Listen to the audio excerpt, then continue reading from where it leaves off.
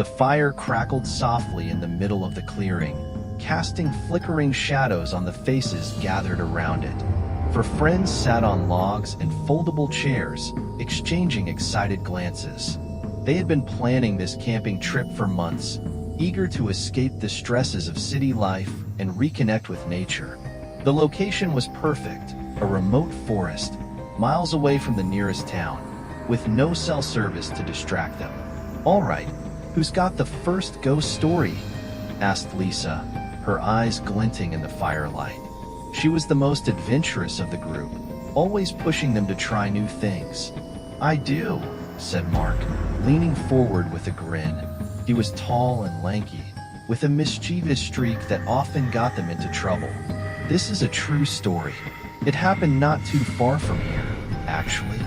The others leaned in, the night air suddenly feeling colder. Mark's voice dropped to a conspiratorial whisper. "It was about 10 years ago. A group of friends, just like us, decided to go camping in these woods. They set up camp, had a great time during the day, but when night fell, strange things started happening." "Like what?" asked Sarah, her voice trembling slightly. She was the quiet one, more comfortable with a book than an adventure, but she had come along for the company. "Well," Mark continued, "they started hearing noises, footsteps in the underbrush, whispers carried by the wind, things like that. At first, they thought it was just their imagination, or maybe an animal. But then, one by one, they started to disappear." "Disappear?" echoed Jason, the last of their group. He was the practical one, always the voice of reason. "That sounds a bit far-fetched." "Maybe," said Mark, his grin widening. "But they never found their bodies, just their abandoned campsite, with all their stuff left behind." A shiver ran down Lisa's spine. "That's creepy. But it's just a story, right?" Mark shrugged. "Who knows? Maybe it's just a story. Or maybe it really happened. Either way, we should be fine as long as we stick together." They laughed, trying to shake off the eerie feeling that Mark's story had left them with. But as the fire died down and they settled into their tents for the night, the forest seemed to close in around them. The chirping of crickets and the rustling of leaves took on a sinister edge, and every snap of a twig sounded like footsteps. Lisa lay in her sleeping bag, staring up at the dark canvas of the tent. She could hear Sarah's steady breathing next to her, but sleep wouldn't come. Her mind kept replaying Mark's story, and she couldn't shake the feeling that they were being watched. She turned onto her side, trying to get comfortable. That's when she heard it, a faint whisper, just outside the tent. She froze, straining her ears. The whisper came again, this time clearer. It was saying her name, Lisa. Her heart pounded in her chest. She reached over and shook Sarah awake. "Sarah, did you hear that?" Sarah groggily opened her eyes. "Hear what?" "Someone's outside the tent," Lisa whispered. "They said my name." Sarah sat up, rubbing her eyes. "Are you sure? Maybe it was just the wind." "No," Lisa insisted. "It was a voice. Listen." They held their breath, ears pricked. For a moment, there was nothing but the sounds of the night. Then, the whisper came again, louder this time. "Lisa, Sarah." Sarah's eyes widened in fear. "What the hell is that?" Before Lisa could answer, there was a loud rustling noise, like someone or something was moving quickly through the underbrush. The girls clung to each other, paralyzed with fear. "We need to wake the others," Lisa said, her voice barely above a whisper. They scrambled out of their sleeping bags and unzipped the tent, emerging into the cold night air. Mark and Jason were already outside, looking around nervously. "Did you guys hear that?" Mark asked, his face pale. Lisa nodded. "It said our names." Jason frowned. "This isn't funny, Mark. If you're trying to scare us." "I'm not." Mark snapped. "I heard it too. We all did." The whisper came again, this time from the opposite direction. "Lisa, Sarah, Mark." Jason. They turned as one, staring into the darkness. The fire had almost burned out, leaving only a few glowing embers. The shadows seemed to dance and shift, forming shapes that disappeared as soon as they were noticed. "We need to get out of here," Jason said, his voice steady but urgent. "Now." They quickly packed up their things, their movements hurried and clumsy in their fear. The whispering continued, growing louder and more insistent. "Hurry," Mark urged, his hands shaking as he fumbled with his backpack. They finally gathered their gear and started down the narrow trail that led back to their cars. The forest seemed alive with unseen eyes, watching their every move.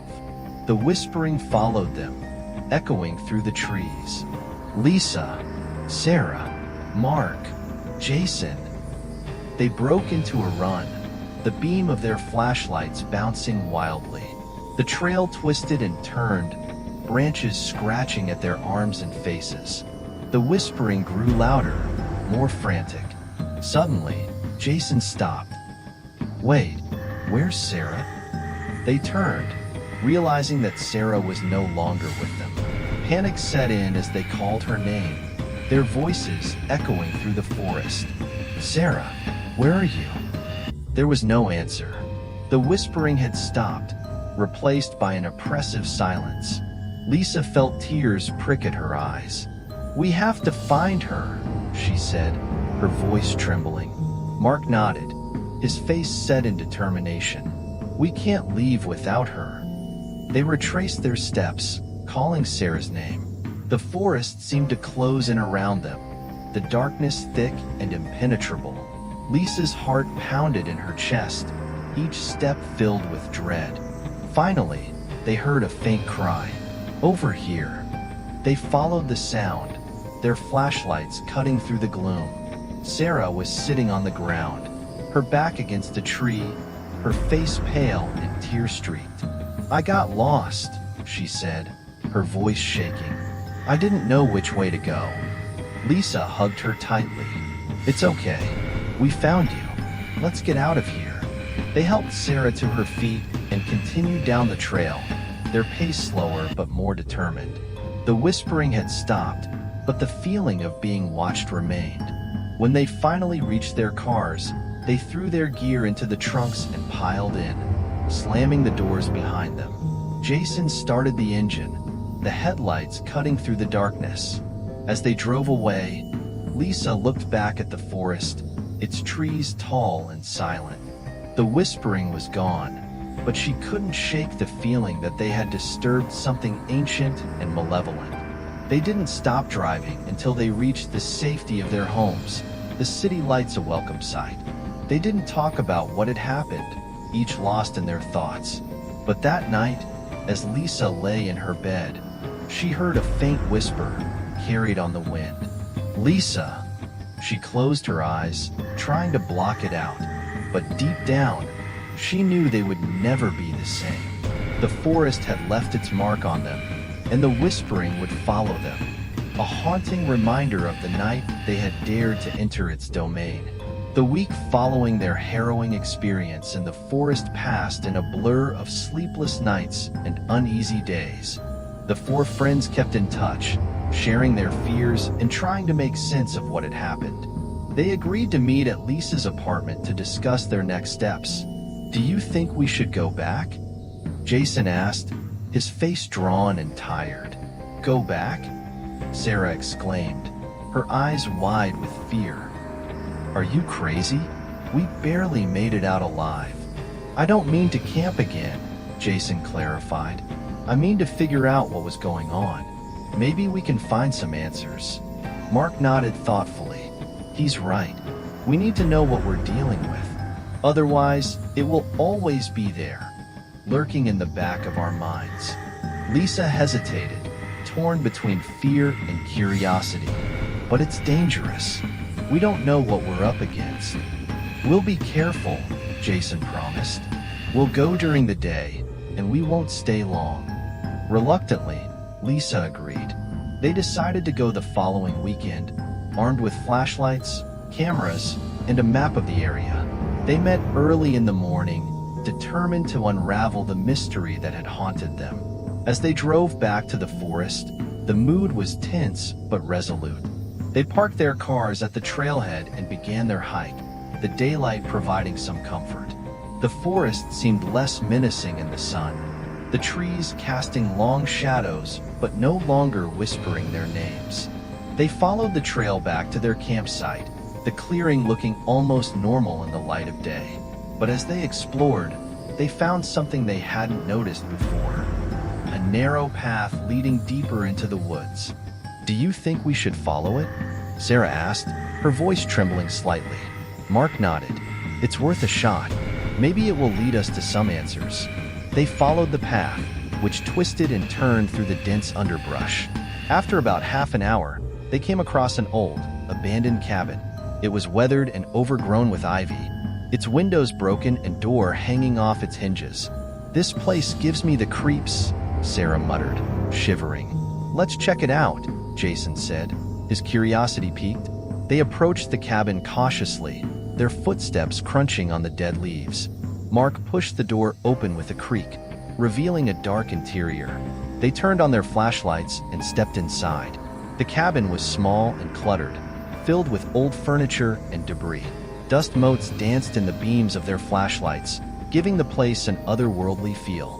As they explored, they found strange symbols carved into the walls and floor, their meaning unknown. "What is this place?" Lisa wondered aloud. "Maybe it belonged to whoever, or whatever, was whispering to us," Mark suggested. They continued to search the cabin, their nerves on edge. In one corner, they found a dusty old journal. Jason picked it up and carefully opened it, the pages brittle with age. "It's a diary," he said, skimming through the pages. "It belonged to someone named Jacob. He talks about living here, but then things start to get weird." "What do you mean?" Sarah asked, peering over his shoulder. "Listen to this," Jason said, reading aloud. "The forest is alive. I hear voices at night, calling my name. They tell me to do things, terrible things. I can't sleep, can't eat. I fear I am losing my mind." A chill ran down their spines as they listened. The diary went on to describe increasingly bizarre and frightening experiences. Disembodied voices, shadowy figures, and a sense of being watched. "This is exactly what we experienced," Lisa said, her voice shaking. "Whoever Jacob was, he went through the same thing. But what happened to him?" Mark wondered. Did he just disappear like in the story? "There's only one way to find out," Jason said, his jaw set. "We need to keep searching." They spent the rest of the day exploring the cabin and the surrounding area, but they found no more clues. As the sun began to set, they reluctantly decided to head back. "We'll come back tomorrow," Jason said as they hiked back to their cars. "There's got to be more to this." That night, Lisa lay awake in bed, thinking about the diary and the strange symbols in the cabin. She couldn't shake the feeling that they were getting closer to the truth, but the truth was something she wasn't sure she wanted to find. The next day, they returned to the cabin, determined to uncover its secrets. They spent hours sifting through the debris, searching for anything that might give them answers. Finally, in a hidden compartment under the floorboards, they found a small box. Jason carefully opened it, revealing a collection of old photographs and letters. The photographs showed a young man, presumably Jacob, standing in front of the cabin. The letters were addressed to him, written by a woman named Emily. "Listen to this," Sarah said, reading one of the letters aloud. "Jacob, I fear for your safety. The things you have told me about the forest are terrifying. Please, come back to town. We can find help." "But he never left," Lisa said, looking at the photographs. "He stayed here, alone with the voices." They continued to read the letters, piecing together Jacob's story. He had come to the forest to escape the pressures of city life, much like they had. But something in the forest had taken hold of him, driving him to madness. As they finished reading the last letter, they heard a noise outside the cabin, a faint whisper carried on the wind. "Did you hear that?" Sarah asked, her eyes wide with fear. The whispering grew louder, more insistent. Lisa, Sarah, Mark, Jason. They froze, the same fear they had felt that night in the forest washing over them. The whispering seemed to come from all around, echoing through the trees. "We need to leave," Jason said, his voice steady. "Now." They grabbed the box of photographs and letters and hurried back to the trail. The whispering followed them, growing louder and more frantic with each step. When they finally reached their cars, they threw the box into the trunk and piled in, slamming the doors behind them. Jason started the engine, the headlights cutting through the darkness. As they drove away, Lisa looked back at the cabin, its silhouette dark and foreboding. The whispering was gone, but the sense of being watched remained. They didn't stop driving until they reached the safety of their homes, the city lights a welcome sight. They didn't talk about what had happened, each lost in their thoughts. But that night, as Lisa lay in her bed, she heard a faint whisper, carried on the wind. "Lisa!" She closed her eyes, trying to block it out.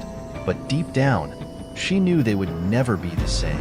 The forest had left its mark on them, and the whispering would follow them, a haunting reminder of the secrets they had uncovered. The days that followed were filled with unease and sleepless nights. The friends couldn't shake the feeling that something from the forest had followed them home. They decided to meet again, this time at Jason's apartment, to figure out what to do next. "We need to understand what we're dealing with," Jason said, spreading out the photographs and letters they had found in the cabin. "There has to be more to this."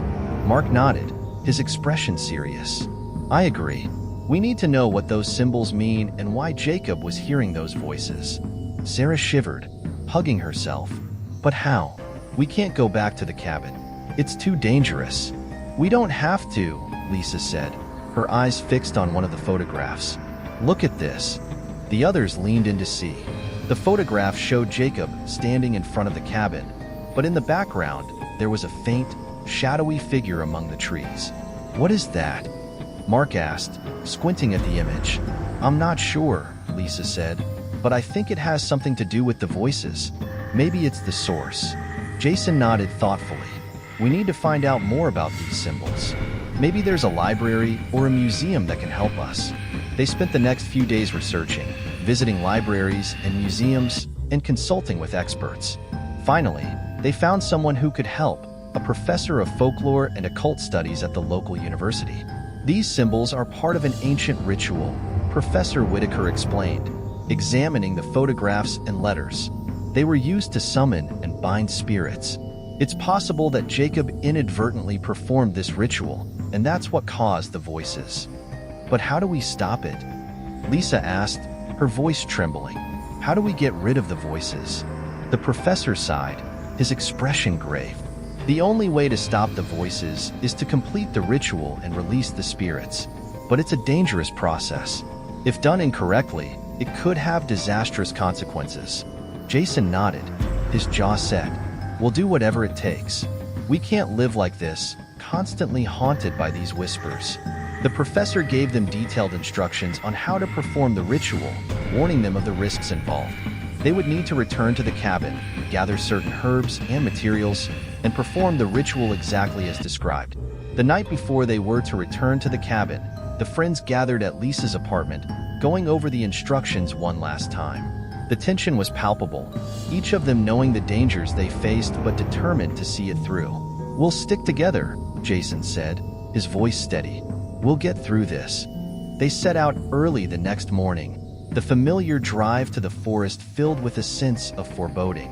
When they arrived, the forest seemed even more ominous than before, the trees casting long shadows despite the bright sunlight. They hiked to the cabin, their footsteps crunching on the dead leaves.